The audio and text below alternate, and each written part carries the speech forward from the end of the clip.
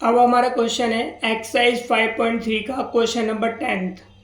दर्शाइए कि A1 A2 A3 and zone AN and zone से एक AP बनती है यदि AN नीचे दिए अनुसार परिभाषित है, यानी कि AN की वैल्यू ये दे रखी है, तो प्रत्येक स्थिति में प्रथम 15 पदों का योग ज्ञात कीजिए। तो हमें दोनों कंडीशंस में दो पार्ट्स हैं इसके, सम ऑफ फर्स्ट 15 टर्म्स निकालना है। तो हम क्या करेंगे, यहाँ पे सबसे पहले हम यहाँ पर फर्स्ट पार्ट सॉल्व करते हैं इसका। फर्स्ट पार्ट में हमें क्या गिवन है, AN इजिकल टू 3 + 4N। अब हम क्या करेंगे, put N equal to 1 2 3 dot dot dot, ये हम यहाँ पर पुट करते हैं। तो सबसे पहले N इजिकल टू 1 रखेंगे तो A1 equal to 3 + 4 into 1 equal to हो जाएगा 3 + 4 इजिकल टू 7।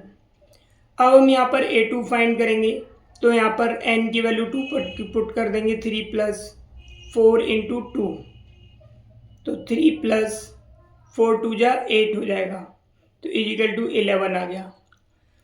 अब हम यहाँ पे 3 पुट करेंगे, A3 इजिकल टू 3 + 4 इंटू 3, तो हो जाएगा 3 + 4 3 जा 12, तो इजिकल टू 15।